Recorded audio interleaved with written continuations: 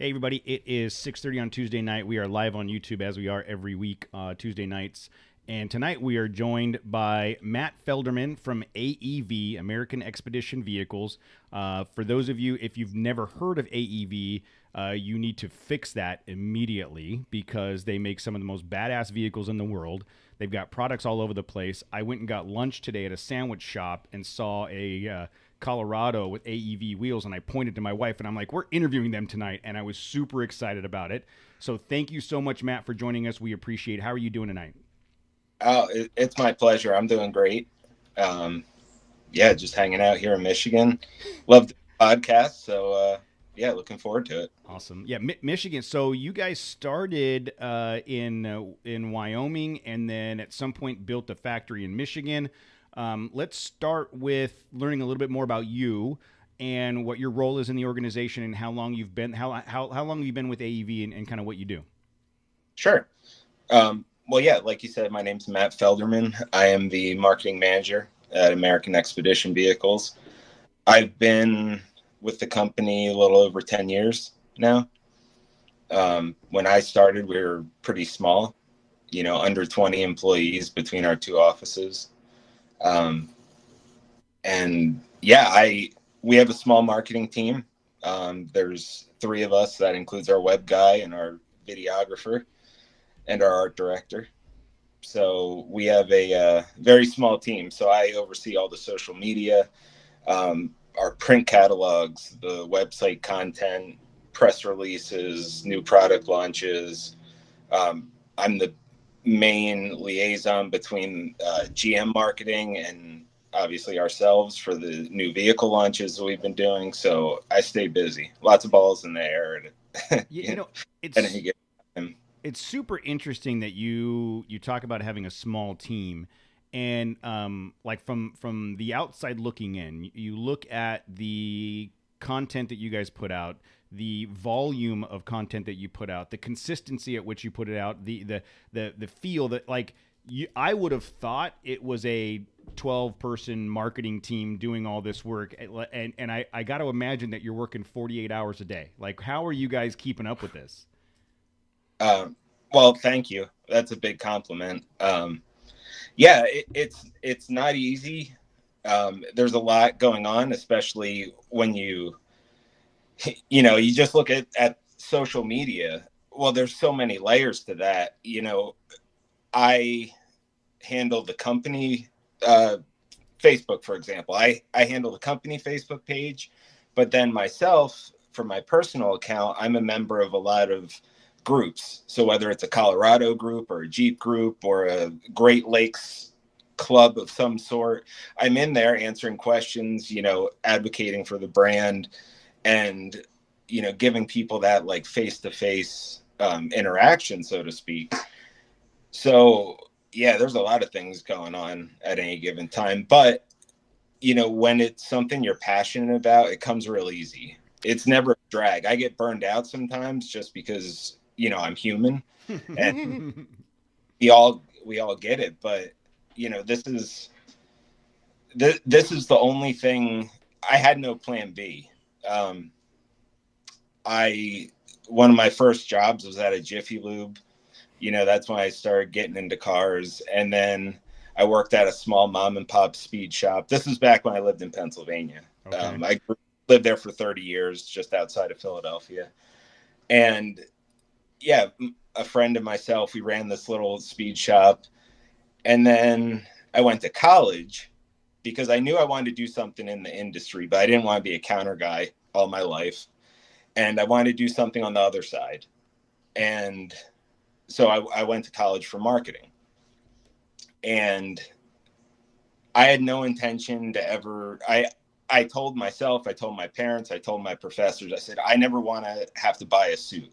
I don't want to wear a suit, and still to this day, I've never bought one. And because I didn't want to be that guy that like is just going to work selling whatever pharmaceuticals to whoever, and you know it, I wanted to do something I was passionate about. So after college, I went and took a marketing role at a pretty big parts dealer in New Jersey, OK Four-Wheel Drive. Okay.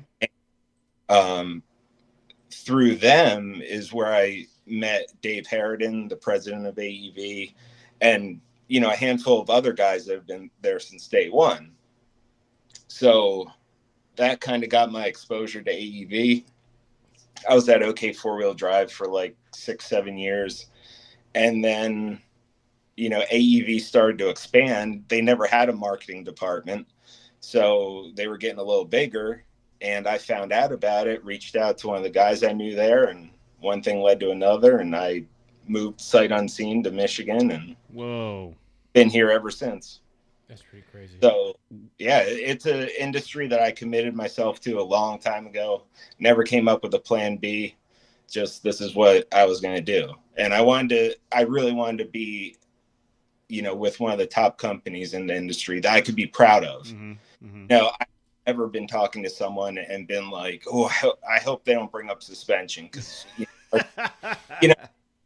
any single product that you want to talk about, I'm proud of what we do. If we make a product, I'm very proud to talk about it, because I know all the hard work that goes into it, the R&D, just the level that we operate. So it's kind of like a dream role for me at a company that I fully believe in, and in an industry that I love. Mm-hmm. Mm-hmm. That was we were just earlier we were talking about how active you are on Facebook and answering questions there as well. What's a common question, or what's the common chain of questions or whatever that you I have a take? 2017 JK. I mean, is it that specific? And I want to put 78-inch tires on it. Can your lift accommodate that without rubbing? So to get to where we are was an extremely hard road, because from day one, we were always committed to U.S. manufacturing. That's how we ended up in Michigan. Dave Harridan, the one that started the company, it was actually started in Montana, Missoula, Montana. He started it in a little garage and was stretching Jeeps out there for a couple of years, but wanted to get into manufacturing steel goods and didn't want to go to China. And that's when he met his two business partners here in Michigan, who were already involved in the steel industry here, automotive stamping. And that's what opened the door for us to start stamping our hoods, and most notably our bumpers. Yeah. Now, our bumpers at the time were groundbreaking, because they were stamped steel. They actually fit the contour of the JK, but they also had a price that people weren't really used to seeing, because that stuff, the reason why there aren't more stamped bumpers out there is the tooling is insanely expensive compared to a press brake bumper. Even like an ARB, that's like the best way you could press brake manufacture a bumper, still it's so much more expensive. So it's such a higher risk for a company. Mm-hmm. But that's something that we committed ourselves to early. And, you look at every bumper we've made since, it's all followed that same recipe, just continuously evolving. So we had to really convince people that it was worth spending the extra money for one of our products versus all these other well-established brands. Mm-hmm. So now that we're there, the nice thing is, if someone finds their way to us, they're typically a qualified buyer, so to speak. They already know what size tire is going to fit on their Jeep. They've already done a ton of research. They basically, it's down to, hey, do I want the reservoir shocks, or am I good with just the standard ones? Mm-hmm. Do I want your high capacity coil springs or the standard load? Just little stuff like that. And so going back to mid 2000s, I had a 1997 TJ, and my first introduction to AEV was the Brute Kit. So AEV at the time made a conversion kit to take your standard Wrangler TJ and convert it into a single cab truck. Wow. And they had the Highline. It was called the Highline front clip. So the front hood that comes down to the fenders, it changed the hood and raised the fenders up. It was like 3 inches, and you could fit 33s on a TJ with no lift. So I looked today. I looked before the interview. I looked today, and you could still find those TJ Brutes for sale for like $60,000. We're talking a 97, 99 TJ that looks like it's the Gladiator. And I remember when it came out, everybody was like, "This is the truck that Jeep should be building now." Like this, and I'm certain I'm not the first one to say this. I have to believe that the JT was a result of some of the things that you guys did to get to that point. The Brute double cab. Yes. Yeah. Because that is the Gladiator. Yeah. That was, when doing the JKs, we, cut the wheelbase, stretched that. Yeah. So they took that same kit and expanded it to the wheelbase. That thing. You guys, sorry to cut you off. You guys had a phenomenal impact on how Jeep proceeded with that truck based on the success and engineering that you guys did. I don't know if you can like confirm or deny, but were there any conversations between Jeep and AEV at the time? No, not officially. We're friends with a lot of people at Jeep, but we don't have, and we've never had really a business partnership. They've been a customer of ours.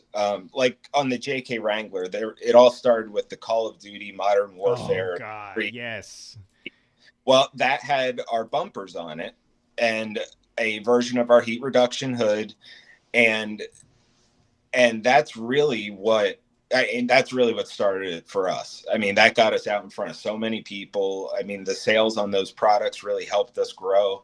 And, but outside of like a customer, a supplier, like a tier 1 supplier, for some of the special edition parts that we did, there really wasn't like an engineering partnership or anything further than that. Not like GM, which is like the total other end of the spectrum. Oh, really?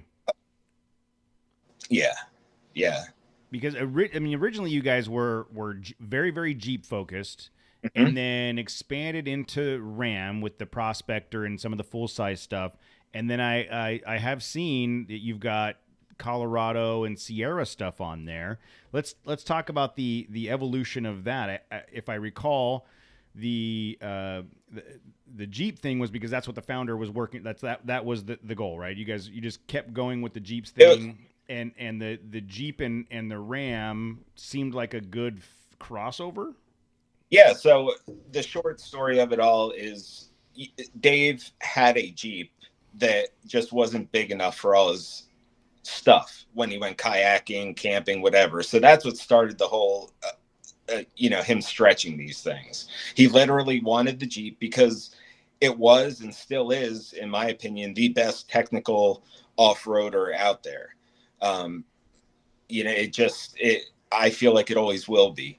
And that really everything from the simplicity of a Jeep, what the Jeep represents, the size of the aftermarket demand, and later on, the fact that a lot of our engineers and operations folks have come from the OEM world, and a lot have come from Chrysler as well. So It was just what we were familiar with. And the transition from Jeep to Ram, it was kind of like we started with the Wrangler, and then we like the JK Wrangler, then customers wanted a little more. They wanted a truck. So then we came out with the Brute double cab. Yep.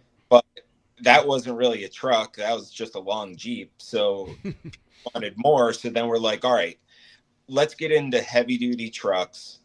And we looked at the options out there. Dave was already kind of a fan of Ram trucks. But when we stood back and looked at it, when Ram switched to a radius arm suspension, it was essentially just a big JK that we were looking at. And we were like, holy crap, we can really use a lot of the engineering that we put into our suspensions. We can adapt a lot of that and really change really change how people look at trucks. So that's when we came out with, you mentioned the Highline kit. That's when we came out with the high mark fender flares for the Ram, where with only 3 inches of lift and these flares, you're putting 40s on the truck. That's really, that's a direction we wanted to take. We didn't want to lift these trucks and ruin the handling. We wanted to make them better, and we wanted to preserve as much of that as possible. So, inspired by one of Dave's trips to Iceland, if you think about the Iceland trucks, our gravity, high flotation tires, big fender flares. Well, think of that, but for the street. And that's where, the Prospector XL came from. Yeah. And I was watching one of your YouTube videos, and you, I can't remember if it was you or one of the engineers was talking about like drawing a line through the axle and making the truck, believe that it's stock from this point up, and then only making the modifications required to get the axle down and create that clearance. And I thought that's a pretty genius idea. And I really like the way that you guys have approached that. And again, going back to the Highline kit, like to me, the idea of low center of gravity with bigger tires always seems like a great idea. Yeah. And then you mentioned GM. That for us is the biggest event to happen, for our company. We were approached by Chevrolet shortly after the ZR2 Colorado was debuted. I think it was 2016, 17, something like that. And they've been doing some things in the desert with the truck, and it was really getting received well, but they wanted to do something more with it, kind of gear it, really send a message to the off-road and overland crowd. So they approached us and said, here's this truck. What would you do to it if you were to, take this truck and, modify it? What were some things that you would want? So we came back with things like front bumper, rear bump, front winch ready steel bumper, steel bumper, skid plate protection, ejector seats. Good suspension lockers. And your Colorado build is amazing. I mean, it's so we talked about earlier before we started the show, like we're very vehicle agnostic. We, run what you brung. We appreciate all of the different features of all of the different vehicles, with the exception of the Chevy stuff. And like, only, no, I'm getting there. It's not a dig. Only because like I've never really had much exposure to or experience with. We had a guy wheel with us Chevy for a year. Personally, ZR2. Personally, yeah. Oh, Corey's ZR2 is awesome. But personally, and Dave, yeah. But personally, I've never owned one. I've never, you know what I mean. And so I've never really been like, oh. And my brother has a friend that has a Silverado, and I constantly rip on him and say the Chevy Silverado is not a viable platform for an off-road vehicle. And then you look at what you guys have done to these Silverados and these GMC Sierras, and I'm like, holy crap, that thing's amazing. Like, I feel like Chevy is a little bit behind the curve on the marketing, the forwarding marketing on being off-road and overlanding. You guys are helping them bridge that gap. Was that the intent of this? It really was. As we went back and forth on what the Colorado Bison was going to be, and we finally narrowed it down, we got on the topic of, how open are we going to be about AEV, making these parts? Are we doing it, all that kind of stuff. And their response was, oh yeah, absolutely. We want everyone to know this is AEV, because we're gonna use your reputation and what you guys, your established immediate credibility. Immediate credibility, exactly. And by doing so, there was obviously that Colorado ZR2 was really, in my opinion, a turning point for GM as far as their off-road program. Up until the truck, they really didn't have a legitimate off-road contender, and that thing got the ball rolling. Then our Bison came out, where it was that ZR2, but with that winch-ready front bumper, stamped steel front bumper. We introduced hot stamped boron steel skid plates, which again is, no one has gone there in the aftermarket. Now we make bumpers out of the stuff. It's just, we learned so much too, from an operational and engineering standpoint, testing, validation. That Colorado Bison program has given us knowledge that everyone has benefited from.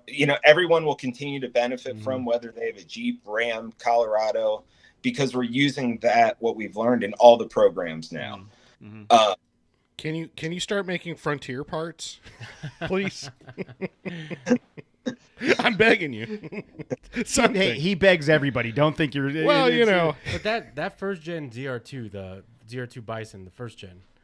I mean, the diesel one was like the Hilux we never got, because it was a diesel front and rear locker, steel bumper, rear bumper, skid plates. Like, it was everything a Hilux is, but our version, right? The US version of it. Yeah. And, and like, dude, I think every AEV ZR2 that was ever produced has been sold. Like, I don't think there's any. Yeah, each one of them that got made has been sold, so it's been a home run for them. Yeah. So that was a really successful program. They made a couple thousand of them between 2019 and 2022. Each year they made a couple thousand. Corey's is a Bison, right? Yeah, his is a diesel ZR2 Bison. My brother works at a shop, and the guy that owns the shop has a white ZR2 Bison, and the thing is bulletproof. It is amazing how well that thing wheels, and it's so funny. Like, it doesn't even try. It's almost unfair how capable it is. Yeah, if you follow us on social media or Instagram, whenever you see that white Bison with the Go Fast camper on it, I daily drive that here in Michigan. Oh, really? Yeah, that thing has 40,000 miles. I've been all over the country in it. I've taken it to Moab twice, New Mexico, Arizona. It's been all over the country, and that thing just rocks. I've never had an issue with it. It's a perfect size truck for me. I don't really do truck things, so that's why I put the camper on it. Yeah. But it's a really rad truck, and everything else that's coming out after that is just amazing. Anything in the Chevy lineup that has that ZR2 association, and now GMC with the AT4X. I mean, they're really doing good things, and it's different because they're not going after that Raptor TRX crowd. That's the number one thing after, the next generations, the 2023 Silverado ZR2 Bison and the 2023 AT4X AEV edition. Like, as soon as those came out, people are like, well, your horsepower sucks. How are you going to compete with the Raptor and TRX? And it's like, well, that's first off, the standard ZR2 is a better comparison than the Bison version, because all we do is add weight to it and, add stuff that if you're competing with a Raptor, you don't want a winch and steel bumpers and all this stuff. You're going for light, fast. It's different.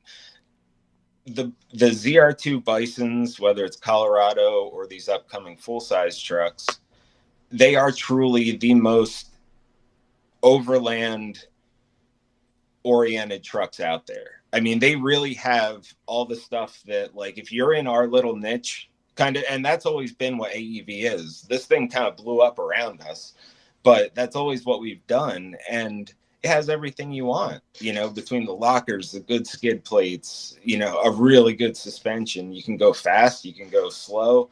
It's a program we can be proud of.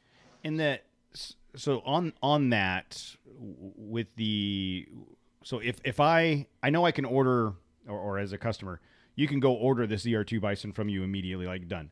If I'm a Chevy Colorado owner and I have the ZR2, am I able to say, hey guys, I'm going to bring you my truck. Can you convert it? Yep. You can either do it, like, if you don't have the truck, you can go into one of the Chevrolet dealerships that we partnered with, sit down, say, all right, I want a ZR2 Bison, I want this color, and I want the AEV, I want AEV to upfit it with their package. Mm-hmm. Okay. And the truck built in Wentzville, ships to Michigan, to our facility, we install our package, which on the Colorado consists of high marked flares. Again, there's your Highline flares from back in the day. 35s. All we do to the suspension is a 1-inch leveling kit. Add a winch.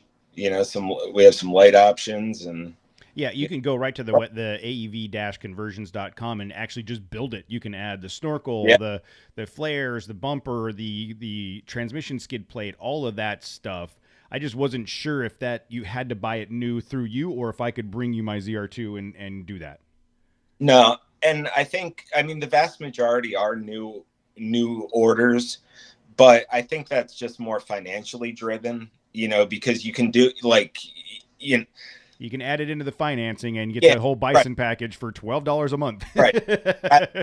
I have a car payment. Now I want to do but we do them, especially local customers. We have a lot of customers here in Michigan that, they'll have a Ram, Jeep, whatever, and they want it.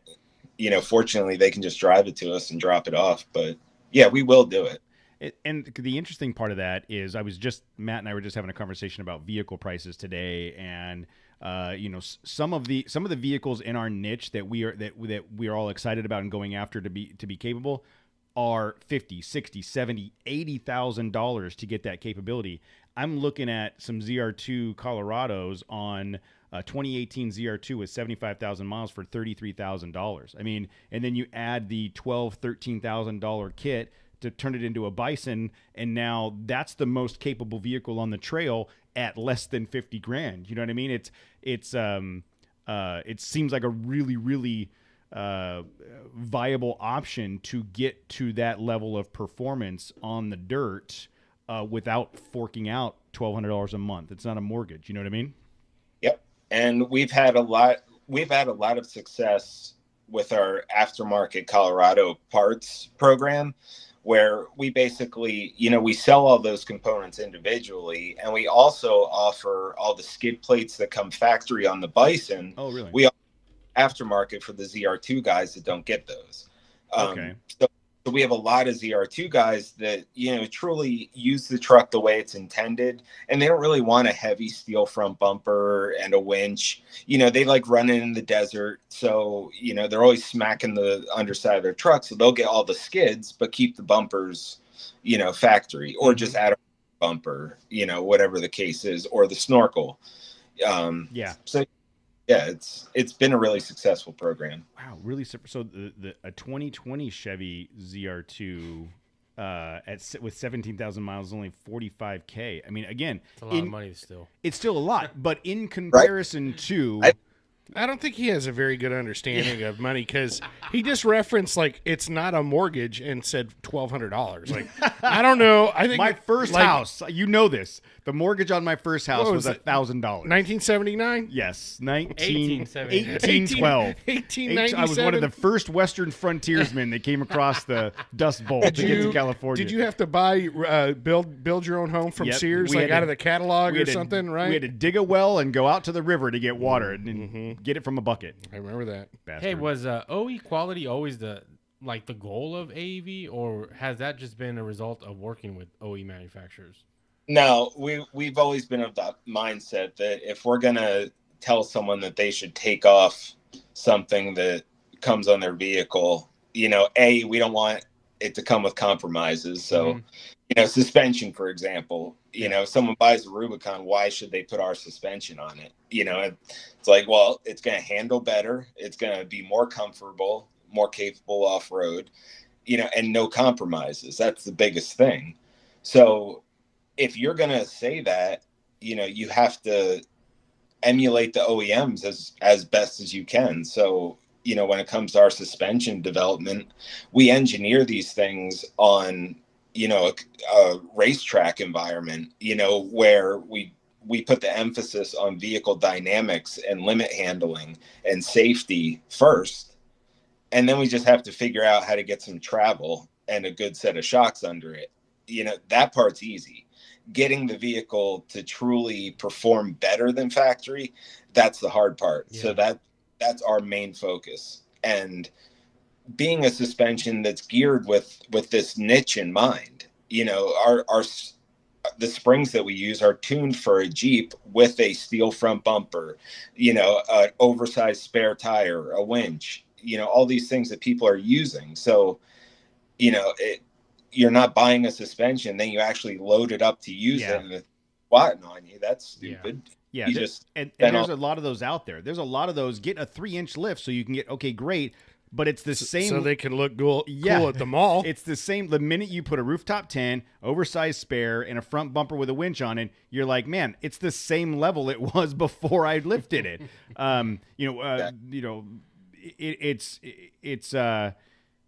It's unfortunate that people go down that route without learning that. A lot of times people had to learn that the hard way.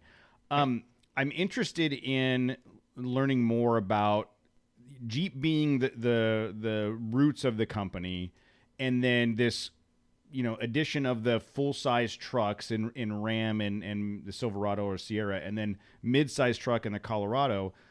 How's that mix from a customer base look? Is it still dominated by the Jeep market, or are you starting to see a more evening out of what your customer looks like? So if we were looking at individually Wrangler, Gladiator, and Ram, they'd all pretty much be even. Okay. When you combine the Jeeps, I think they're still our number one, in terms of volume, but Prospector XL, that truck's on fire. I mean, when did we start building Rams? 2014, 2015, something like that. That thing was a rarity. There weren't many dealerships that wanted to sign up for this truck on 40s on their lot that they're selling, with a warranty. So it took a while to win over the general population, first off, and then our dealership network. But now it's like those things are cranking. Yeah, I mean they're pretty close to Jeep volume now. Because when did the Ram Rebel come out? Was that was after your Prospector?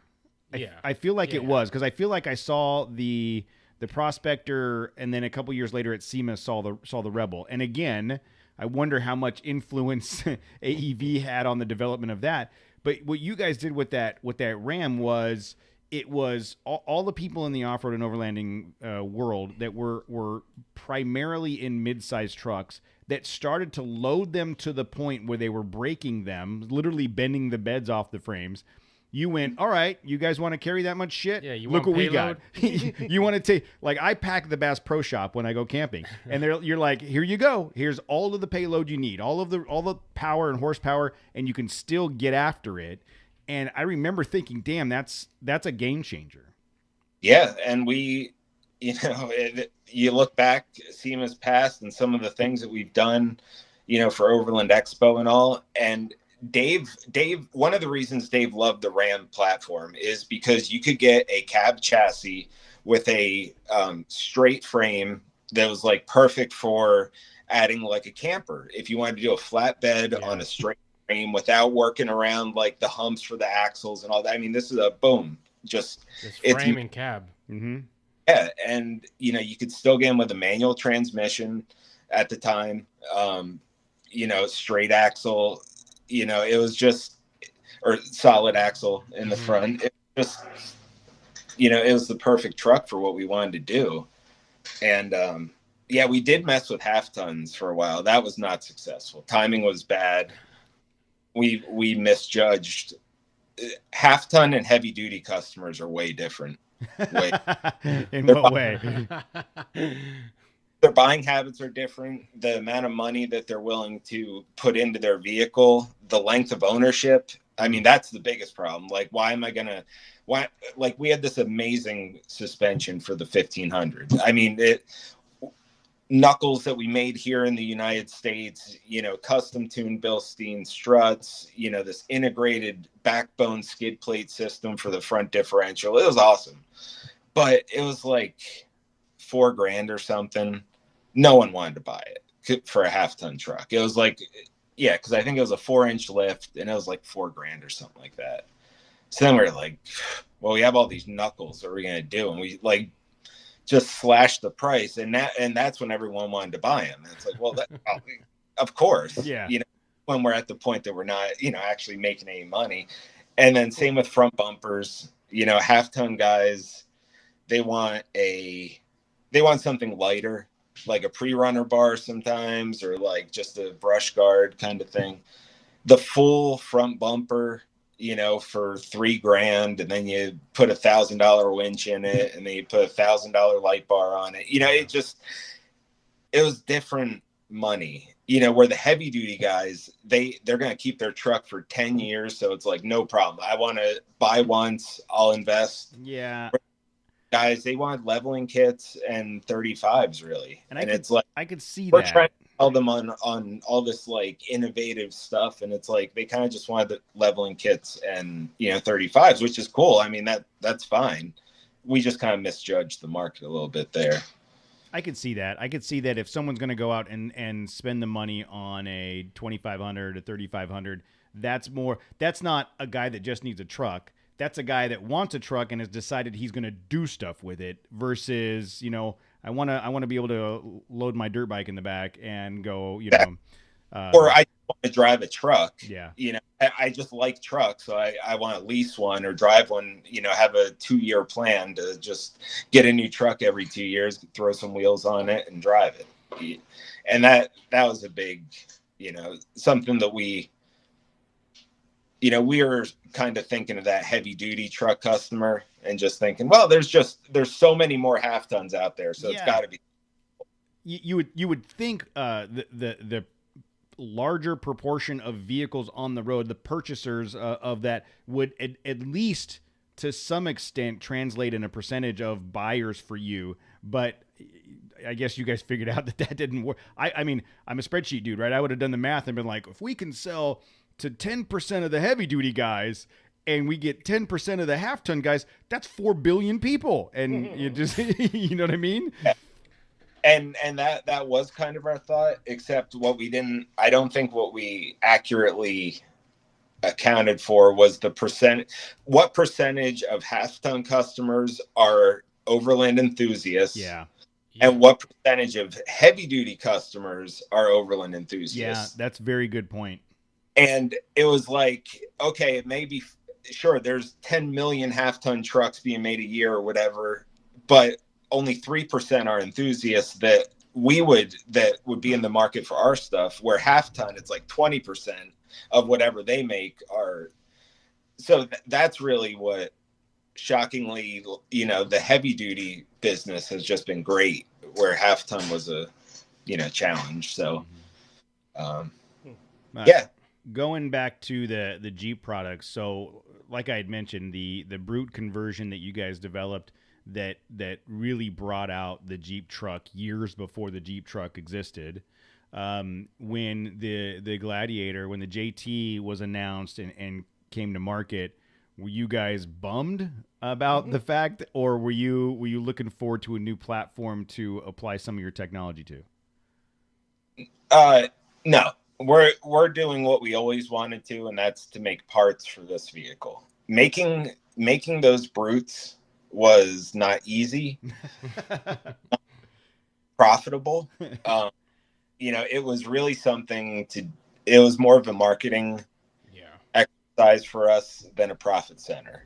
The Jeeps and the Rams were what was keeping the lights on. The Brutes were something that we were doing for notoriety. I mean, they were great vehicles. I enjoyed driving them any chance I got. But at the end of the day, that was our way of being able to stand out at the SEMAs. From all the white noise at SEMA, here we are with very modest looking vehicles from a distance. You get up close and that changes.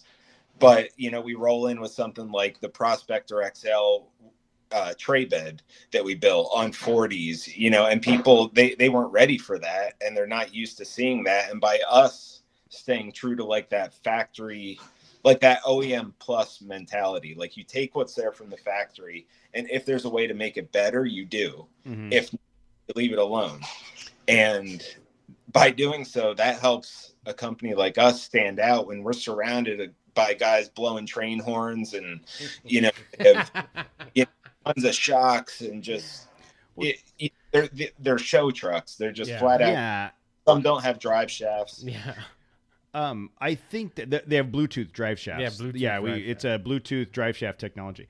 The one of the things that you guys have done is you've been able to increase performance and prove the product and the capability of the vehicles in a muted way. And what I mean by that is you kind of touched on it, where it's not gold-plated wheels and 58 light bars. It's very complementary to the factory lines, and very much something you would look at and go, "Oh, is that what is going? Oh, I see. Yeah, what model is that? What like, that? Did that come from the factory? You can tell it's different, but it's not like, holy shit, what is that? Except for the Prospector. I felt like the Prospector was very, even though it wasn't flashy, it was different enough to where you're like, oh my god. But the size, the sheer size of it. But you know what I mean? Like you've been able to do it in such a way where it's not like you're not going out of your way to overtly display your product name or your company name. You're just building really badass vehicles in a way that the word is getting out because of the performance and the styling versus like flash and glitter.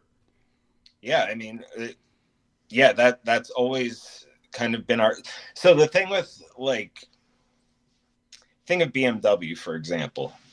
You can take a BMW from the 90s and it still looks really good by today's standards because, it's kind of timeless styling. It was never so extreme that it never looked futuristic or so extreme. But as time went on, it just always remained good looking, so that's really what we wanted to be. We wanted our stuff to have a unique look. It's the look that a lot of people walk past, but then if my wife and I are sitting there eating food and, in the truck or whatever, all the time we'll see people walk by, slam on the brakes and then turn around because it's like, it just registered like, wait, that looked factory, but something was different. Yeah. And then when you go a little closer, you see all the attention to detail, you see all the little nuances, small improvements and all that. But yeah, it's very, and that's something that we've always stayed true to. It wasn't always, it was new at one point. It was something that people weren't really used to. And, we had to really explain to them why we were doing things this way and the benefits of it. What has been your favorite build?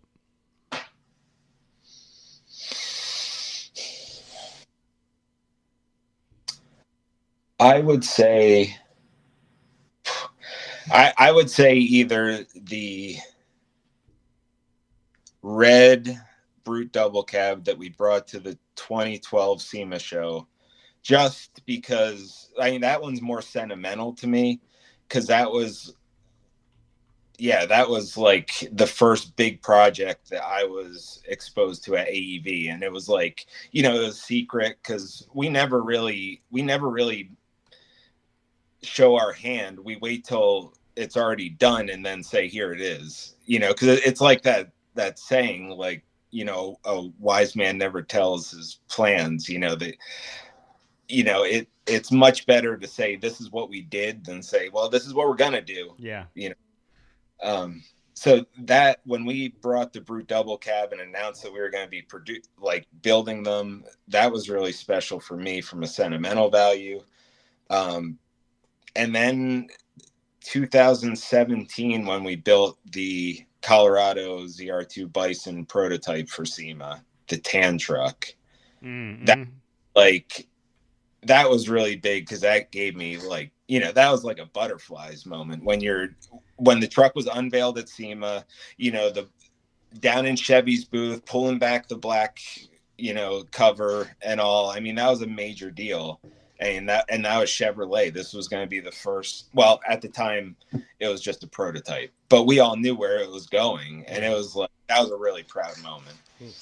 So thinking back to your days at Jiffy Lube, and you wanted to be in the industry,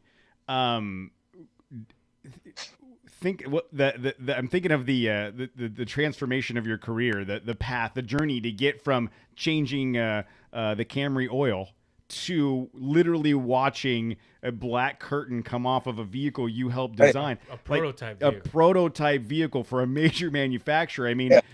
you know, people dream about that stuff all day long. Has that journey been as much fun as you thought it would be, or harder, or better, or compare that? I had no idea that it would, you know, when I came on with AEV, we were just doing Jeep stuff. You know, I remember asking when I got hired on, I remember asking our CFO, like, where do you think the company's going to be in like 5 years? Like, are you like, because I'm thinking like, okay, here's all this great JK stuff, but then what? You know, where's the ceiling at for what we can do to a Jeep? And this is we didn't know that this is the direction it was going to take, but this is the direction it took, you know, and not in a million years in 2010 or 11, whenever I came on board, if you would have said, Matt, in 2022, you guys are going to be doing, you know, this Chevy Colorado, you guys are going to be making bumpers for it, you're going to be doing all this stuff. I'd say, no way. Chevy Colorado, you're out of your mind. Yeah, especially that back then, that first Chevy Colorado. Sure. Yeah. You know, but now look, you know, things have progressed in a lot of cool ways. So yeah, I mean, it's been fun, exciting, tons of work, but I'm proud to have had a hand in it along its way. Do you see? So I mean, I don't want to put you on the spot here, but you guys are accomplishing a lot with a small team, and from the outside looking in, it seems like that trajectory of growth is continuing to go. Do you see AEV like as an organization ramping up with resources and people to keep up with demand, both on the manufacturing side but on the marketing side? I mean, what do you guys think is the 3-5 year plan from an organizational perspective? We already have been. Honestly, there's such a delay between what gets shown to when we start working on it. So like the Chevy Silverado Bison, that was years ago. You know, there's parts that are made on our shelf for that truck already. So we've already been through all the years of work with Chevy, validating this stuff, designing, getting sign off, you know, all this stuff. That's already been done. Now we're just waiting on, you know, how many parts do you want us to ship to, you know, the plant? So yeah. What are you working on now? What's in the garage? Pick up your laptop and walk in the garage and show me. Yeah. Is there? You don't have to just wink twice. If it's no, I'm just kidding. Are there projects you guys are working on now that we don't know about? Yeah. Are they cool? Yeah. No. Yeah. Do any of them rhyme with schmanger? Yeah, that's what I was going to say. Cranger. No. Oh, that was yeah. You didn't have to say it with such disdain. He was almost disgusted. It's like I farted. He was brand agnostic, but I am not. It's like I farted in his microphone. He's like, no. I know you guys are all about American manufacturing, but will you guys ever work with import brands like Japanese? Yeah, and we make you know, because honestly, it's just like at that point you're just talking like country of origin, because I mean, they assemble a lot of that stuff here already. The Ram trucks are made in Mexico, yeah. but Tundras are made in where Texas, are they made? Texas, something like that, Texas. So it's we could go back and forth on whose truck's more American than the Ranger is the most American truck. It actually isn't. I know. America, fuck yeah. So yeah, I mean, so Toyota is something that it's tough for us, because it's like we know that if we were to start with an import brand or platform, Toyota makes the most sense just Yeah. because it's their numbers game. But then on the other hand, it's such an established market with so many good companies that specialize in these things. We essentially have to then compete with all these companies that specialize in their things.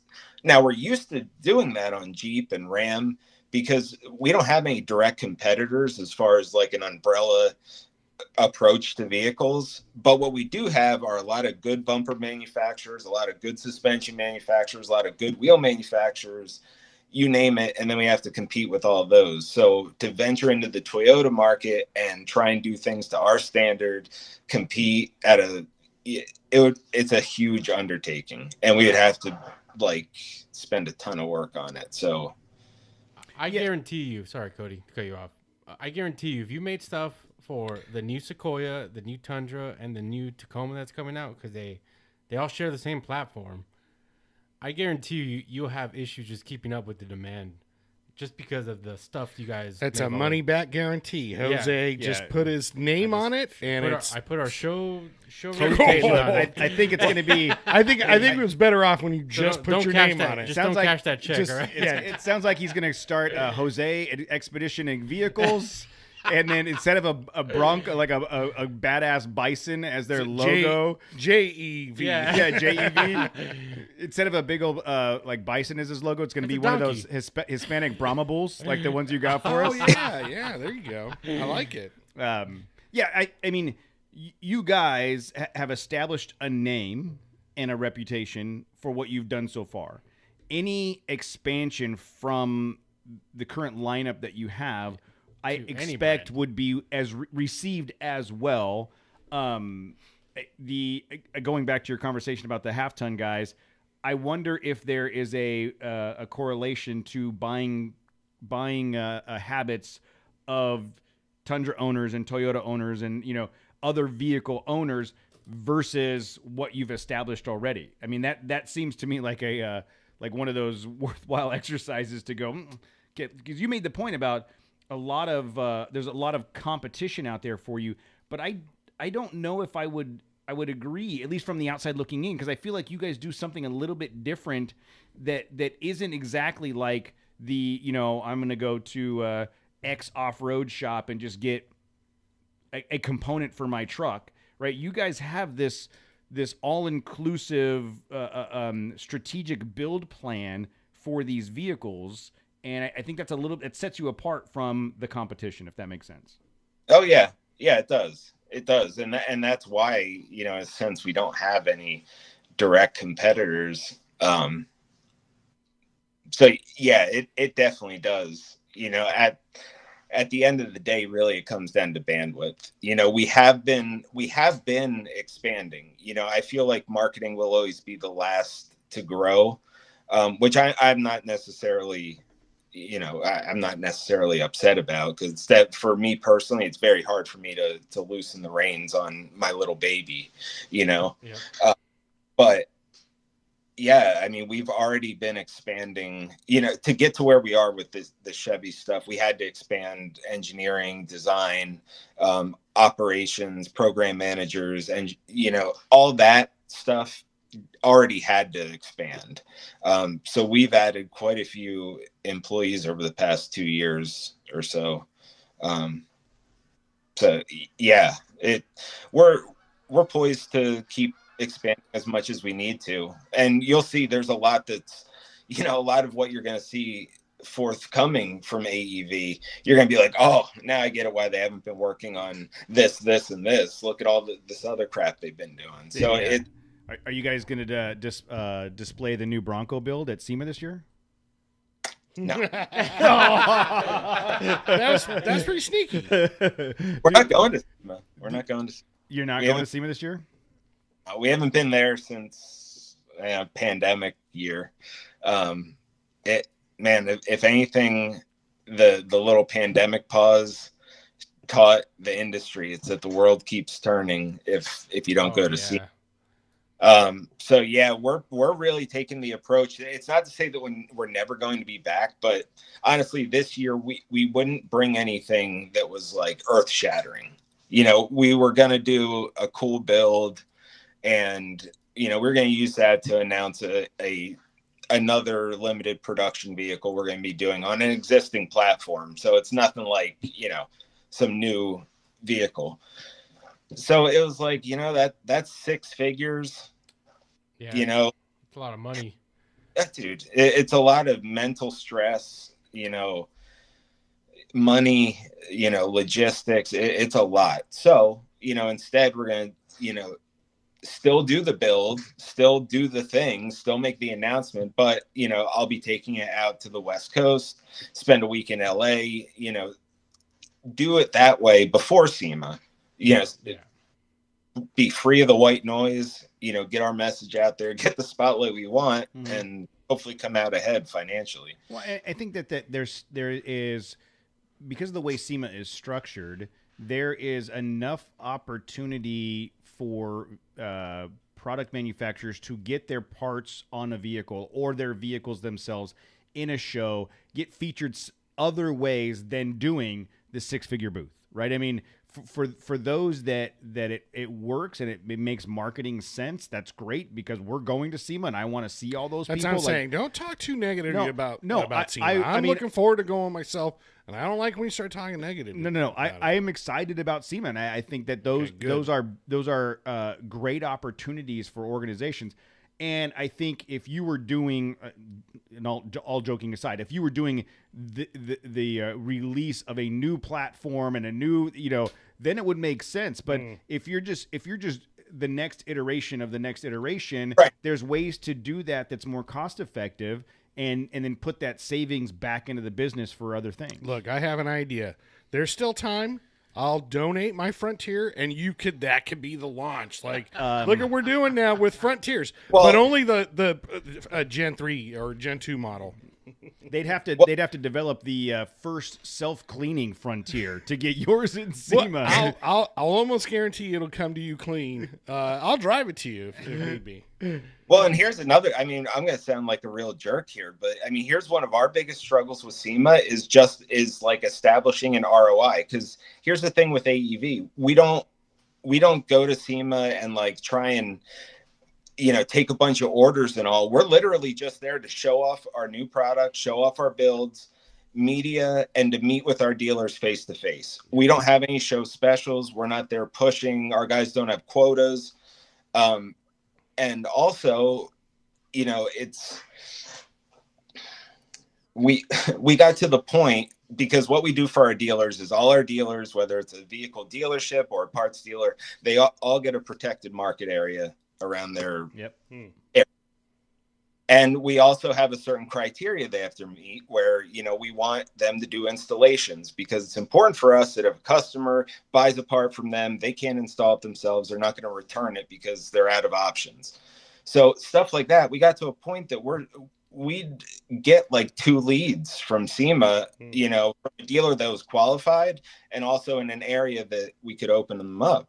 So it's like, what are we doing? We're not, like, so for us, it was all that face-to-face interaction, which was awesome, especially our international dealers and media, really, to show off our new stuff. Yeah, SEMA is very B2B heavy. Like if you're a distributor trying to establish B2B relationships and get new retail channels, it's perfect, right?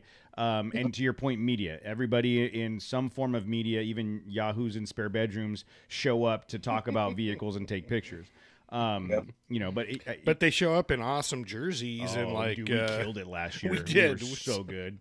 We strutted our stuff. We killed it. We all showed up last year. We had jerseys made, baseball jerseys made with the logo on the front and numbers and the whole thing. All right. I'm trying to get these guys to wear wrestling singlets this year, just like a single like WWE. I'm not opposed. Orange we singlet. We never said no. Okay, so I'm trying to. We're going to come up with something. It's either that or like DJ Jazzy Jeff and Fresh Prince Puma tracksuits, but nothing's been decided. Puma track suits all day, dude. All day. I'm more of that. I wear them to work. So what is without disclosing secret information? What's the next big thing for AEV? Is there any new platform or new releases or anything big that you're looking forward to? Yep. Nice. I'm gonna write that down. Yeah. Yep. Okay. I can't really. It's just we're going to keep raising the bar. So it's just things that, whether it's new parts that are coming down the pipeline or whatever. Raising the bar. If you raise the bar, it's going to be a DeLorean that operates on the Mr. Clean Mr. Fusion. Like you're about to create the hoverboard. Raising the bar. Yep, there's lots of good innovation coming. You can continue to see. Keep your eyes peeled. Yeah. Don't give them the out, Jose. We're not slowing down on the innovation for sure. So yeah, lots of cool stuff coming. Within the next year or two. All right. Well, I'm again very, very appreciative. Like I said, I go back to like JP Magazine in the early 2000s, looking at that Brute, thinking about how am I going to afford this? And because even back then it was like 75 grand, right? Yeah, it was a lot. Grand? Well, I think the kit was like 20 grand or something like that by the time it was all said and done. Yeah, I was working at where I worked at OK 4-Wheel Drive. We were an AEV dealer, and yeah, it was about 25 all in for us to install. For us, you have to buy the Jeep and then pay the 20K to and then AEV at the time was offering turnkey Brutes, and those were like 65, 70 turnkey. Yeah. Which crazy. Sounds like a deal today. I was going to say, back then was nuts, was absolute insanity. Now you're like, I'll take one of those for 65K all day long. Our Brute started at 80, and they had 30. They were lifted with steel bumpers, AEV suspension, 37s, and we used to get like, the hate we would get for that. But it's like, I have thick skin, and I can take, and I can normally make a very strong argument also if someone's just being stupid, but it's like you try and break down. It's 80 grand, but look at the sum of the parts. Mm-hmm. And it's like now when you look at the Gladiators, they're 65, 70 grand. Yeah. Well, it's so on a semi-related topic, like in whether it be manufacturing or custom vehicles or construction or whatever, the cost is what the cost is. And every organization needs to make a profit, or else they're not going to be an organization anymore. So you go down and you go, it's this much in material, it's this much in labor, it's this much in overhead and admin, it's this much. All right, let's tack a little bit on so we can do this and actually have keep the doors open. And that's what it costs. I feel like, especially in construction, so you say, well, it's 10 grand to do that. No, my buddy had it done for $75 just 4 days ago. Okay, go get your buddy's friend for $75. I'm willing to do it for 10 grand. And everybody seems to have an opinion immediately on gut reaction, a visceral reaction to the price tag, because it's more than what they're willing to pay without fully understanding all of the components that go into it, and having some faith that the organization isn't trying to pay the mortgage on one purchase. This is what the cost is. There's some there's margin in there because we need to make money to survive, but this is what the cost is. The biggest thing is amortizing the tooling. Oh, that's in like that's it. I mean, because we don't, it's not like we're just shipping as a design over to China and having someone make it. We do the tooling, purchase the tool, and do the whole 9 yards just like the OEMs do. So there's a zinc tool of a hood sitting somewhere. There's like all these steel products. We do that. Sometimes the tools are cheap, sometimes they're very not cheap. And especially stuff where they take a glowing piece of steel, put it in, and there's cooling lines going through each side of the press, so it squeezes the metal, stamps it, but then heat treats it. I mean, that stuff, it's ridiculous tooling cost. So we have to sell X amount of bumpers before we even see it, like before we even money, because we're paying off that damn tool. And the reality is, if you could legitimately sell it for half the price, your market just increased and you would sell more. You want to sell it for half the price, but the reality is it costs what it costs. And you know, I think there are consumers that get that and some that don't. Yeah, and that's just, you know, I can count on one hand the times that we've let price scare us from pursuing a certain product or vehicle platform alone.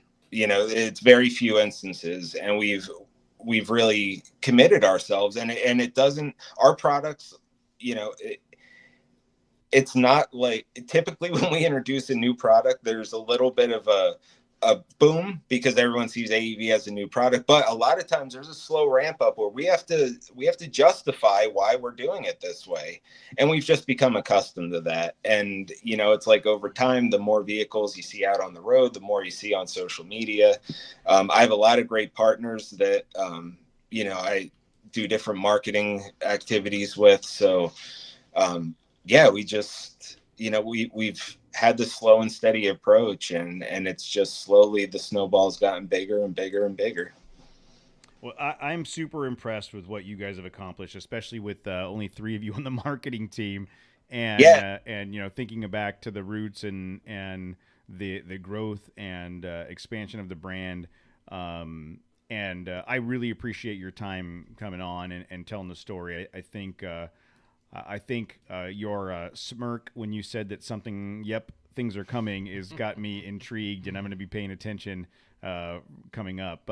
If you guys haven't already, I mean, judging by the 141,000 followers on Facebook, and then 14,000 subscribers on YouTube, and then I don't know how Facebook works anymore. So with all those people on Facebook, I mean, the community is very large. But so if you haven't already gone out to follow American Expedition Vehicles, AEV, on any of those platforms, please do so, and keep an eye out what they have coming on. Is there anything else that you wanna impart on the listeners before we let you have the rest of your night back? No, I'd just say, yeah, if you're not familiar with us, you know, check out our website, aev-conversions.com. You know, certainly if you have a Jeep, Ram, Colorado, or just interested in seeing cool stuff, check it out. And yeah, lots of eye candy on social media. So yeah, hit us up on Instagram. Work my butt off. So yeah, making reels, photos, you know, we have tons of good content on there. And, you know, even if you're not a Jeep guy or a Ram guy, you know, there's few photos that I think everyone can appreciate. Oh yeah, it's great off-road overlanding content, regardless of the vehicle platform. Yeah. But no, and you know, for everyone that is familiar with us and you know has shown us the support over the years, just thank you. You know, it means a lot to us, and you know, our passion drives what we do. It shows, man. Again, thank you so much for the night. We appreciate it. And thank you, everybody, for joining the chat room. Matt, you have a great night, and we'll talk to you soon. Thank you very much. My pleasure. Thanks, Matt. All right. We are still live, but that's where we're going to cut your portion of the interview. Cool. Super good conversation, dude. Thank you so much for this. You're obviously a pro. You've done it more than once.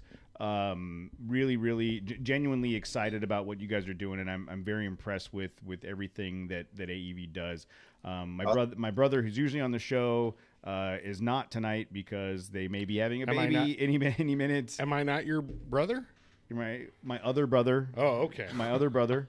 Like, what about me, dude? He's got a lot of experience with the AEV products. He works at an off-road shop up in Big Bear, and he's very fond of the AEV products as well. Awesome. So what we'll do is typically I will clip all this stuff together tomorrow night after work. I'll create a couple social media posts. I'll email those to you, the social media stuff, and the notification when it goes up live. It will get loaded to the media host tomorrow evening and ready for download Thursday morning, and it will be available anywhere a podcasts are available. Oh, cool. Awesome. So we'll get that to you, and if there's anything that you need, I'll have all my contact information there if you don't have it already. And if there's anything you need in the future, anything else you want to come on and talk about, please hit us up. We'd love to have you back. Yeah, absolutely. I personally love this format. To me, this is, I think, kind of the most engaging to the listener. So yeah, I'm very happy to come back on. And Awesome. And when you come down to Southern California, let us know if you do end up taking that vehicle to SEMA. We'll be there. We'll connect.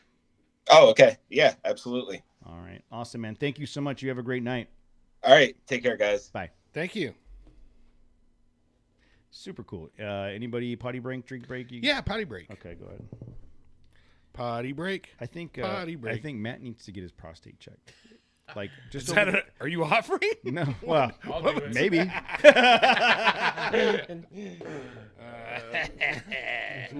Gross. I'll do it.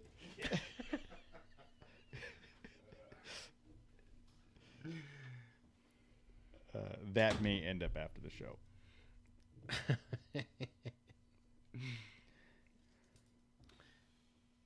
You good, dude? Everything good? Truck's good? Yeah. Can't complain, dude. I have a feeling what their next truck is gonna be. Their next OEM truck is gonna be. What do you think? I'm really thinking, and I'm really hoping it's the new Tacoma. You think so? It would be such a news breaking event, right? It's a new Tacoma, and then if they make a TRD Pro AEV edition of it, it'd be pretty big fucking news, dude. In the off-roading world. If you go to their parts section, they have wheels for the Tacoma. But yeah, they do. But that's probably just because there's a similarity in bolt patterns that they were able to cross over, right? They probably went, oh, we made these Colorado wheels. They fit on a Tacoma. No, but I think they've been waiting probably to get into the Toyota market, dude, and it's primed perfectly now for the new Tacoma. They know Gen 2 Tacoma was. They probably feel like I'm putting words in their mouth, or like they missed the boat on Gen 2 Tacoma, right? Gen 3 Tacoma? Or Gen 3, sorry. And this new gen has to be like, all right, dude, we're going in. I could see it. I could see the Tundra, the new Tundra. But to his point, there's just such a significant amount of competition in the Toyota market, which I'm very familiar with. There is, dude, but just imagine if AEV got in that game too. Yeah. They'll for sure take up a big chunk of that market. Yeah, well, and I think that they do something different than most. Because other parts are made as the sum of their parts are greater than the whole. Yeah, not just like pieced together. Right? Yeah, it's made as a kit. That's why I said it's intentional. That hey, you buy this part because you already know you want to buy our bumpers too. Yeah, and you want to buy this and that, right? And it's hey, like I said earlier, I've got a Chevy Colorado. I'm willing to drop I think it was like $13,000 for the Bison kit. Here's my truck. Yeah, you know what I mean. So as opposed to just buying individual components. Yep. Yeah, you're going to 3 or 4 different retailers, which make great parts, but they're not made to be, with one another. Yeah, this is like a build package. Yep. So I don't know. So Matt probably walked to the kitchen to get a beer. Probably. And now he's talking to Tammy. Hey, dude, what was up with those geese flying over? I don't know. We just had a whole. I don't know if you guys heard it on mic, but we just had a flock of geese, not a flock of seagulls, a flock of geese fly outside the house, and the windows cracked open because it's balls hot in here. And they were squawking quite a bit. Yeah, but East Vale, eliminated all their fields and stuff, so pretty soon they have nowhere to land. Pretty soon, they just that big empty lot over by Home Depot just closed escrow, and they're gonna start the development. That's gonna be awesome. Awesome. Okay, 3, 2, 1.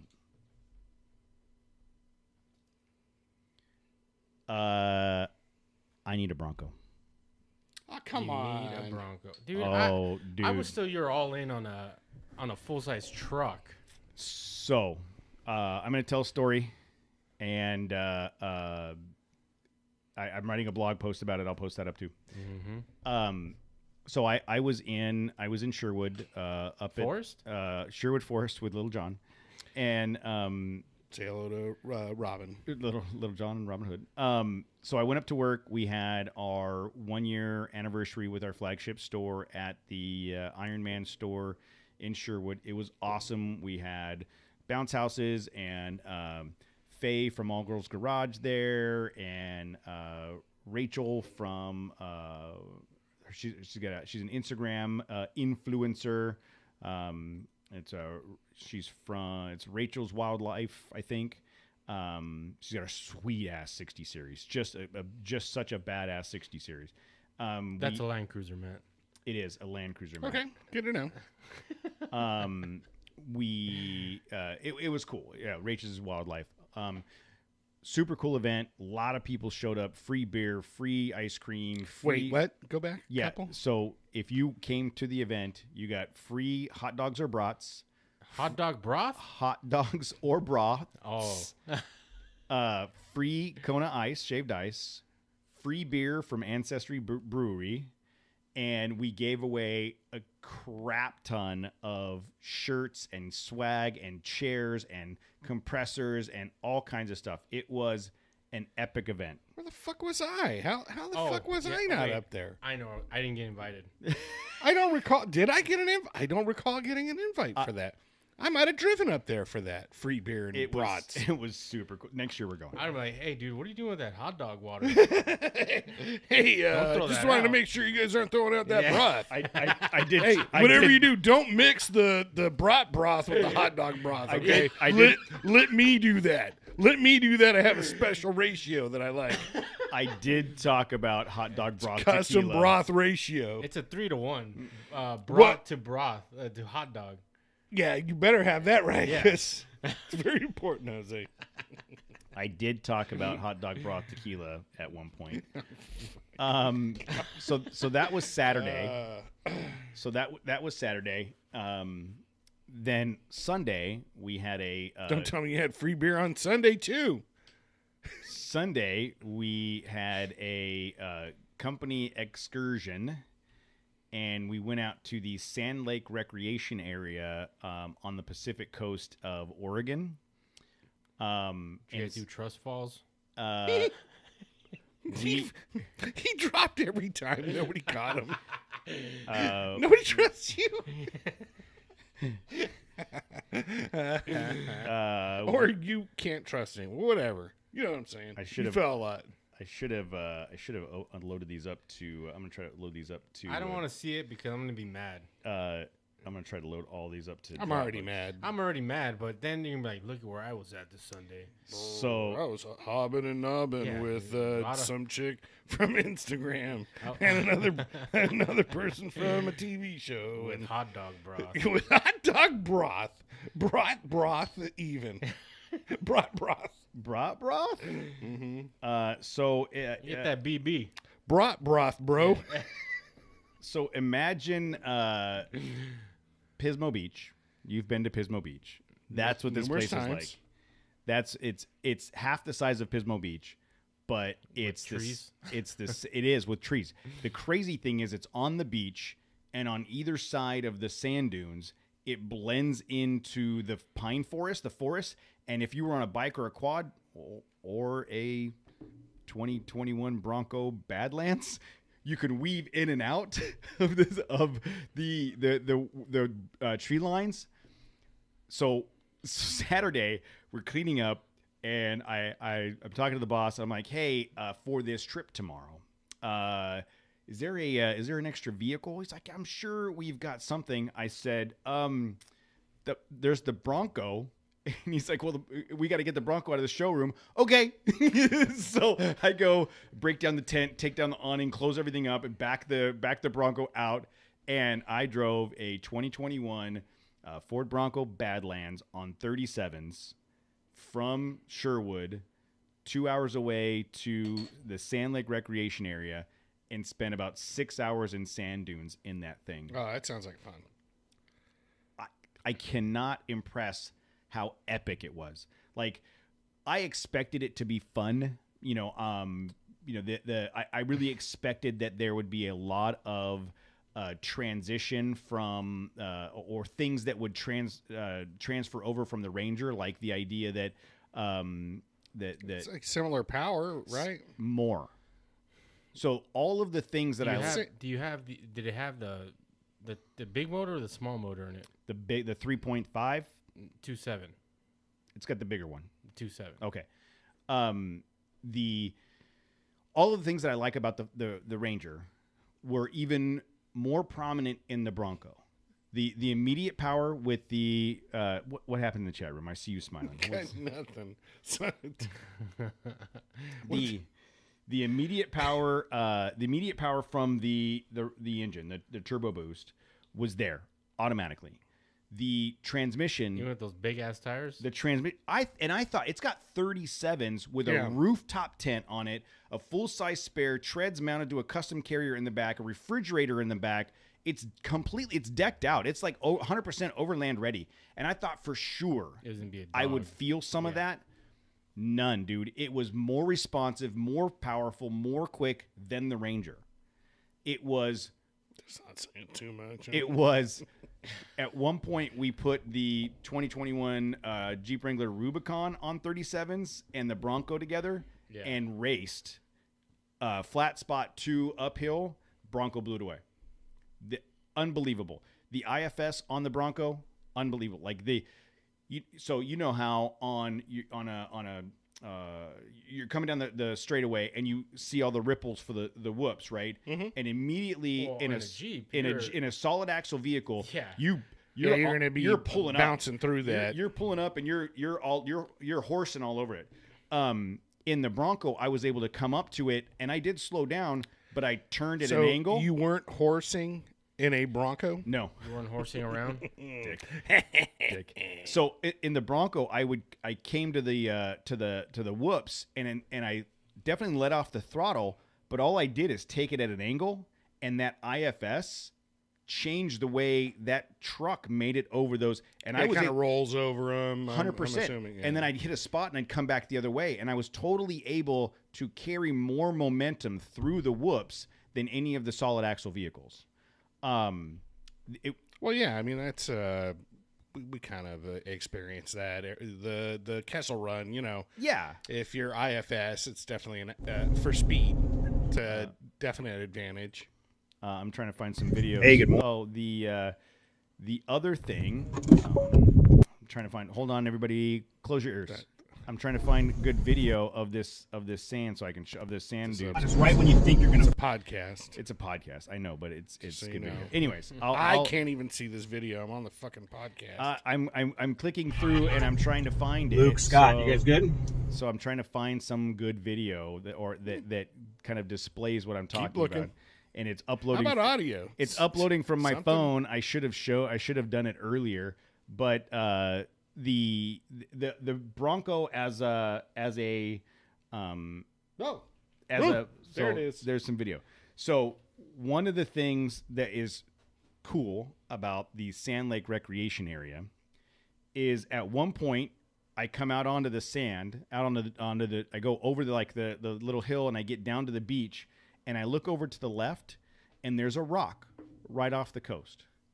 And I went, holy shit, that looks like where One-Eyed Willie came out of the cave.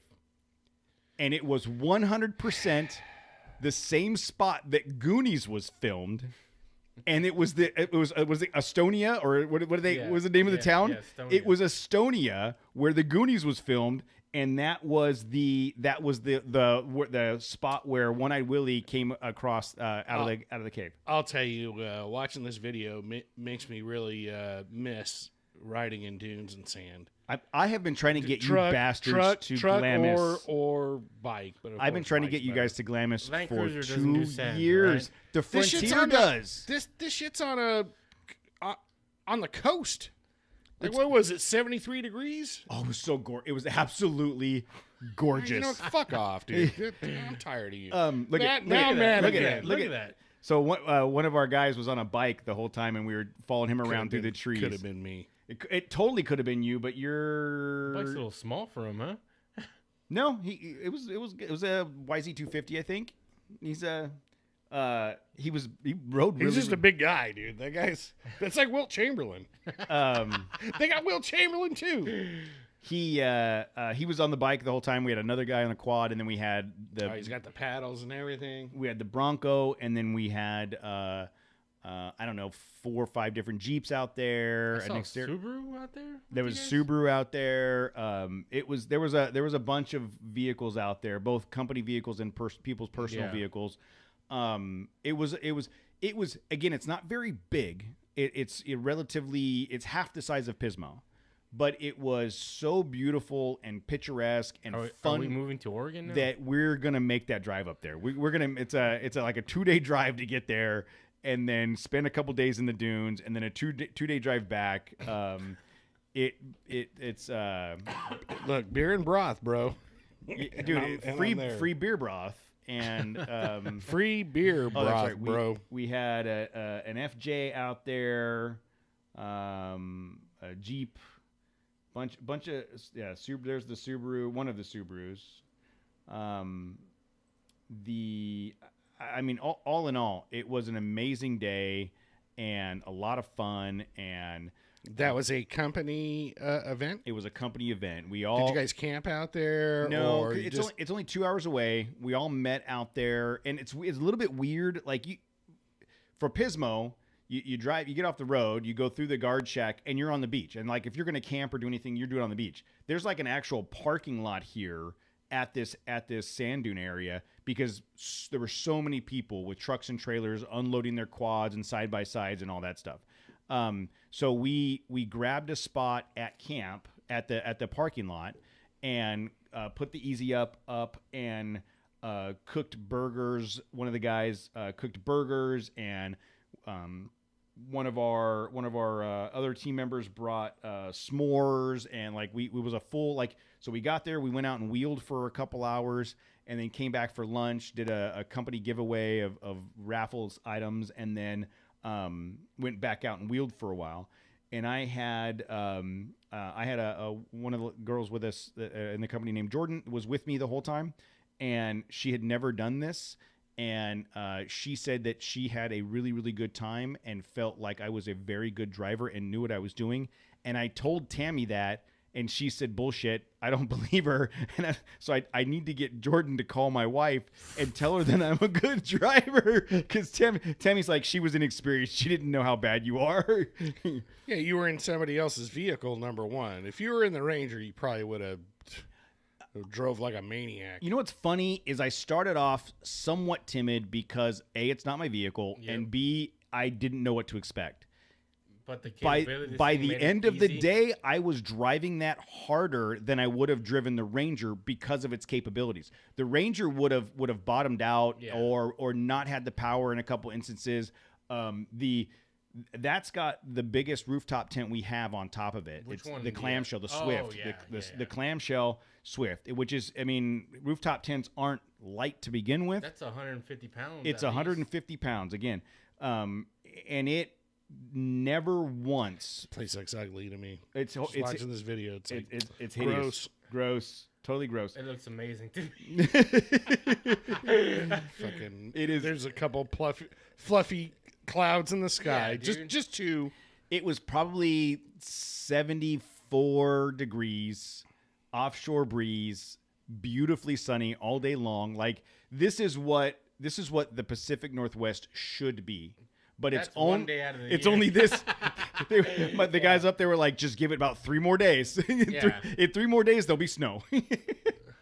But I could not have been more impressed with the Bronco and its capabilities. Yep. To the point where that night and yesterday, You already started I looking. was looking. I was absolutely looking. The problem is, one, even if they're they're still fulfilling 2021 orders as of now, and they're trying to switch them over to 2023 ones because they're more expensive. I'm not even looking at new ones. Yeah, but even a used one's going to cost you Up to 80 grand. Yeah.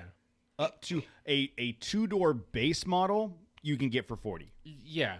Which is fine. Like, which they're is fine. cool. They're cool, dude. And my expectation is that even a base model in the very near future, there will be products that I can put on there to really enhance the performance. Yeah. This guy's FJ is bitching. This is our shop guy up in Sherwood. His it's got a green FJ Cruiser and it's super dialed in. It's really really nice. So I'm fine with a used one, even if it's got. I mean, the Ranger was used when I bought it. Yeah. But even any of those that have Big Bend, Black Diamond, Badlands, Sasquatch, if it's got a package on it, it's 65 and up. And so far, the only thing I can find at 65 and up is a soft top. And well, they stopped making them with the hard tops. I know because they had so many problems. Yeah. I don't want a soft top. I've seen all the videos I've seen on it saying it's better than a Jeep soft top, but it's still a soft top. Like it's more livable than the Jeep ones, but it's still at the end of the day a soft top. I mean, maybe, but like there was a point in time I drove Jeeps with soft tops for 20 years. Yeah, but that was 100 years ago. I know, but like the whole thing with the soft top was, oh, I'm going to take the top off in the summer. Like, F that. I'm old and I want air conditioning. Like, I don't ever intend to. You have air conditioning in this. I know. I just don't know if I want to deal with the floppiness of the soft top. Look, at this point, there's enough floppiness in my. I had to get to it before you guys did. I just let it go. It's too easy. I was going for it. There's enough floppiness, but yeah, the hype is real on the Bronco. Yeah, at one point I gave Jordan my phone. I'm like, "Can you film?" And so it's basically the dashboard. It's cool. It's I like that sticker. It's a lot of the dashboard. The performance of the Bronco was impressive. The hype is real. Like, it's, I expected it to be good. It was better than I expected. Yeah. And the fact that it was fairly loaded and with 37-inch tires blew me away. Absolutely. That Bronco with 37s would outrun my truck. Damn. So, yeah, the reality is, in all honesty, I'm going to start paying attention to them more to see what comes out. Yeah. I'm still very, very, very interested in the 23 Ranger. So I think it might be a matter of just like waiting. I would hate to go buy a used Bronco and then the new Ranger comes out and I fall in love with that and, but we already know what the new Ranger's going to look like. Yeah, we know what it looks like, but we don't know what the performance is going to be like. I'm not sure. I don't think it's going to be that much different than what you have now. I want them to put this motor out of this Bronco into that. Well, I think something to think about, like being in the sand, the terrain that you were in, that's not having a balanced weighted vehicle like a Bronco. It seems like it'd be more advantageous. Yes. Than in the sand with a truck where the bed's bouncing all the time. We were looking for traction in the rear. 100%. I could, because we've done sand. Maybe it's not the beach, but we've done enough sand in Johnson Valley and whatever. Yeah, the weight of the tent pushed all the way to the back of the truck absolutely impacts the way the vehicle handles in that terrain. Whereas the tent, even though if you have a suspension that keeps the wheel down, you got to have that weight back there in order to do that, though. Or it's easier to keep the wheel down planted if you have that extra weight with something that a tuned suspension. In the trees in some of these sand areas were these donuts around the trees where you could drop in and do donuts. And we took the Bronco and the Jeep in there. We were playing and having fun. You're right, though. You're absolutely right. The suspension being able to manage that additional weight, I think, is critical. I like the graphics on that Jeep. Yeah, our Wrangler's badass. It's a Wrangler Rubicon with custom graphics, 37s. One of our kits on it. Bumper, the front bumper. Yep, our raid bumper. It's a badass rig. And then our VP of product, Wags. This is his Hummer. Remember when he was on the show? He was talking about his Hummer. He brought his Hummer out with his kids, And he's like, I'm like, are you gonna go? You can bringing it out? And he's like, yeah, we're not gonna go very fast. We're just gonna go play in the sand. And he just tooled around in the Hummer the whole time. Dude, I've been looking at those a lot recently. It'd be really cool to have one of those. Yeah, but how much are they? Well, the problem is you can buy them, off that surplus website. Yeah, the US.gov, whatever. The government surplus or whatever. But it's like you can't register them in California anymore. Oh, really? Yeah. So like the ones that you can or that you could, I think it was like prior to 2000 something. The people That's that a have good year, 2000 something. 2000 something. They want like 50 Prior. grand plus for the ones that were old surplus vehicles that are registered in California. Yeah. But I mean, it'd be badass to have one of those. Oh, dude. for sure. It'd be But fun. there's they'd be like that's like the ultimate zero fucks truck, right? You just send it. Well, it's the conversation we've talked about full size trucks. If you don't care what it looks like when you come out of the trail, that would be like you don't even care. That's going to do more damage to the trail than the trail's doing. The trail. Yeah. But it'd be cool to have that a Hummer, dude. But yeah, just even if you bought one from that government surplus now for 10 grand, you can register it in California. That's which sucks. Yeah. Yeah. Again, I'm super happy that I got the chance to drive that thing the other thing was like just the kind of going back to your conversation about the balance and the weight. I don't feel like I bottomed out in back or squashed the front at any point. It felt great.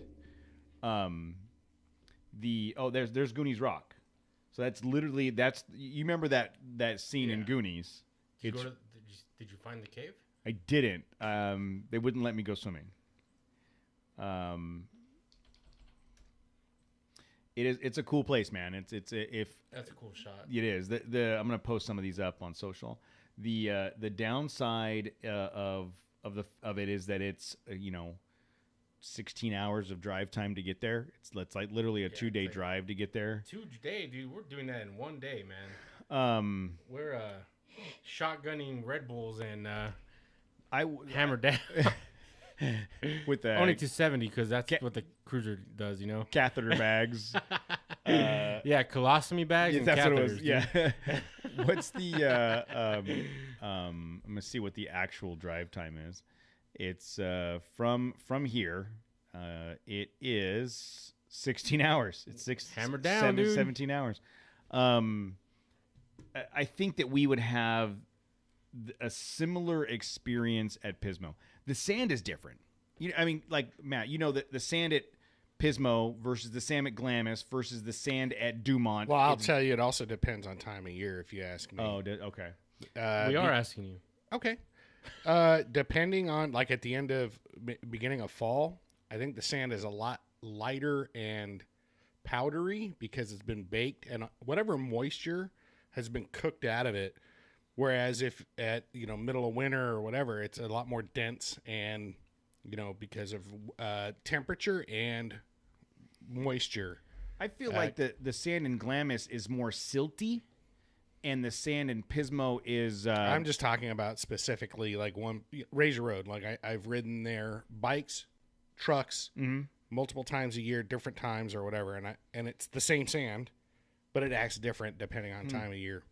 Interesting. I've never really paid attention to the time of year. I'll tell you, if you go there, so we're all familiar with the Punch Bowl. Yep.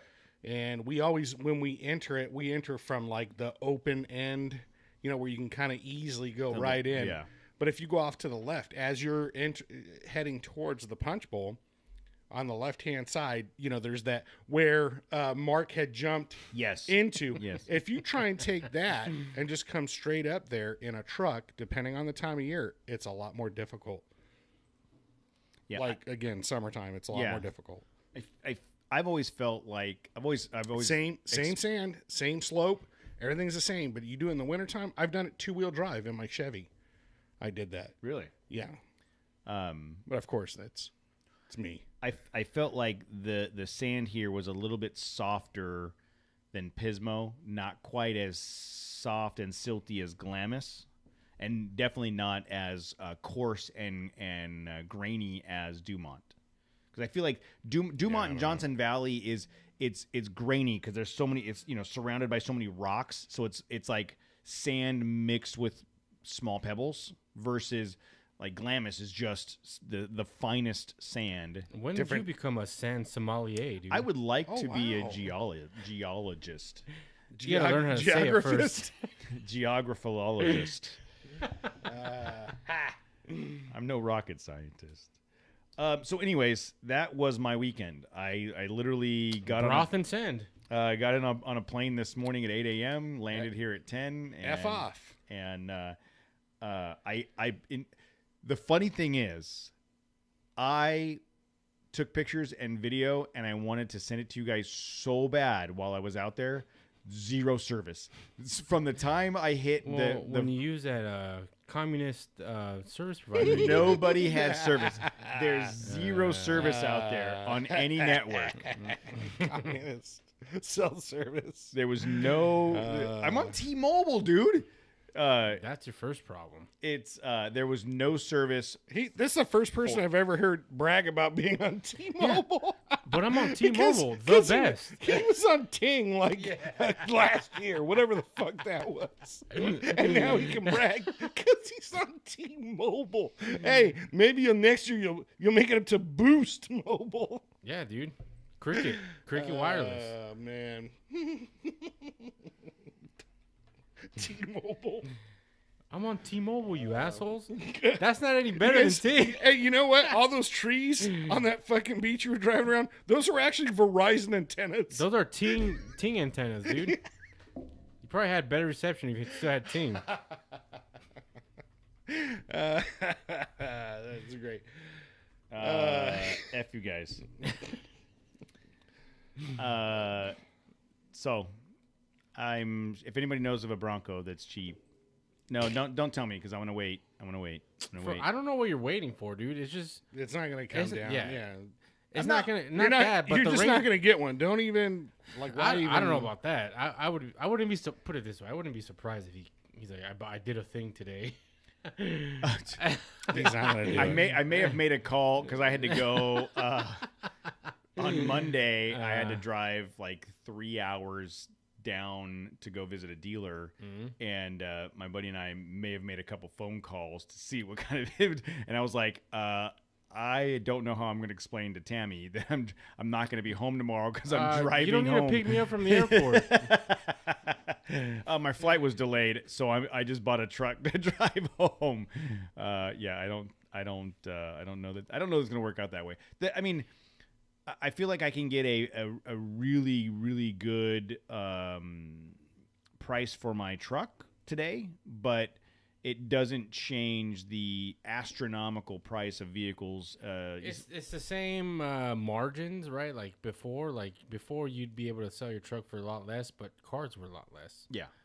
Now it's like even if you sell your truck for whatever you sold it at today, you're still going to have to put money out of your pocket to even get close to the same payment that you have on it now. Mm-hmm. Tim had brought up, is Pismo closed now? It's going to be. It's there. I've been hearing about that for 2 years. Yeah, they've been fighting against the closure. It's shrunk significantly over the years. But I think the litigation's over. I think just next year. I think end of this year or next year is like the closure. Let's see. Oceano Dunes closure. On March 18th, 2021, the Coastal Commission ordered the following to change the perimeter of Oceano Dunes to require closure of the SVRA by 2024. All right. The closure of the Pier Avenue entrance by July of 2022, and a closure of the Arroyo Grande Creek when it rains.